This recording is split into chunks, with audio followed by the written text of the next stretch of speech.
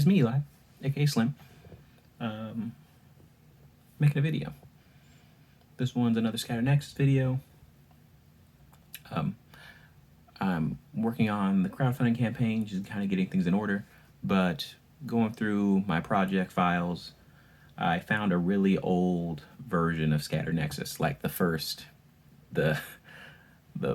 very first attempt at Scattered Nexus, and it just looks really different. Yeah, going through these versions of Scattered Nexus, starting with the earliest version all the way to the version it is now, it's come a long way. I mean, it makes sense. It's been several years, but I was just impressed by actually seeing the first one and the newest one and how much it's come along. But it reminded me that most people know Scattered Nexus from the version that was created back in 2020 when I first did the first Kickstarter. That one didn't fund. But then I put it onto a soft release on the Game Crafter so that people can still get copies of it. But it's changed since then. I just wanted to kind of go over some of the changes that have come since the 2020 release. And first thing is, I mean, the graphic design's changed a little bit. I think it's better now, but that's debatable. You know, art's kind of relative. What is more interesting design? But a couple rules have changed in the game. First thing is we got rid of action points. It used to be that to play a card, you had to use one of your 3 action points that you had per turn. Your action points could be used to play cards from your hand, use action abilities. You can also use them to like draw a card or something of that nature. But that's gone. We adopted what I call the slot mechanic, where in the game you have a board where it has 5 slots in front of you, and then you just play a card to your empty slots. On your turn, you can play any card to any of your empty slots. And then on enemy turns, you can play events to your empty slots. And then events stay in play until the end of a turn. So they hog up a slot until a turn is over. But it streamlined the game significantly. It stopped people from kind of trying to do math, because it turned into a visual puzzle rather than a mathematic puzzle, which I think just streamlined the game and made it much more interesting. One of the big points of the game, or part of the design, was to make it so that players didn't have to use tokens when they played, and keeping a little counter was kind of like a token. So I was glad that that ended up getting taken care of. So yeah, it's cooler now. And that's the slot mechanic is a system that I haven't seen anywhere else. So I think that's cool. But recently, another big change to the game. Well, it's not a big change. A big part of in 2020, the game was done in my mind. So any changes I did, I wanted to keep the minimum. I didn't want to do anything that would just greatly change how the game played, because I still wanted to hold that core, the fun that was originally in the game. So they're big changes, but like within, reason. The second biggest thing people might notice is that we got rid of location cards.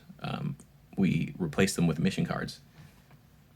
What we found was that 2 reasons. One was that people didn't use the locations really. Sometimes people would remember, and sometimes it would be fun, and sometimes they would do it, but most of the time people just ignored them. And we even recommended to ignore them in the rule book. For your first game, we say, hey, don't use the location cards, because it's just another thing you got to remember. And it's not really that critical. It helped streamline some of the systems, but it was kind of a separate thing. The game completely survived and sustained itself without that. So we added these mission cards. Each faction has a mission. It's just something that people within the comic are trying to do. It has an impact value and a genre, which is usually the secondary genre of the faction. So if it's like an action horror, then the mission card would have a horror benefit. So what they do is they have just an impact number. They're like usually from 4 to 8, something like that. And you have your own 3 missions that start with the game. You shuffle them up, and then you flip them over, and then you have a random one of your 3 missions on top.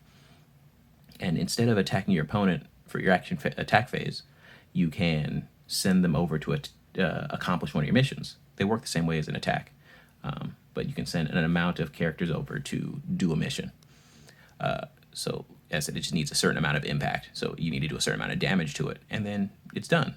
They usually have a when successful ability. They do something cute for you for doing it, and it becomes an alternate win condition. If you ever complete your third mission, you win. You don't need to kill your opponent. You can just focus on your missions. It's a little tricky because, as I said, sending characters over to do your mission, they become exhausted and they can't protect you against enemy attacks. So if you're focusing too much on doing your missions, you might get punched in the face and then, lose because you're focused too much on missions. But it adds an alternate win condition. It's something players can focus on. And it's fun. It just adds another little element to the game. Sometimes players race down their missions. They completely ignore each other and just try to do their missions before the opponent can do theirs. I should specify that genre benefit. Missions are easier to do if you use characters of that type.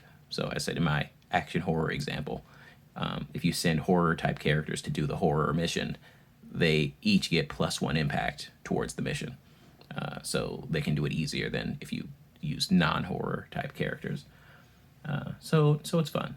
But yeah, the games, I'm always, I guess patting myself on the back or, enjoying getting other people's perspectives and opinions on it. I am really proud of it. I do hope it has all the success I want for it. But one of the big things I had to realize is I was working on, distribution and printing the game and working with these different printers. And a lot of people ask me like what it is that I want for the game or what I want out of the game. And I had to kind of take it some time to really think about it. A lot of people, I guess, assume that I want just a bunch of money and a bunch of success and a bunch of people to play the game. I realize it's a little bit lighter than that. I don't think I got into game design to make a lot of money. That's not really what you do it for.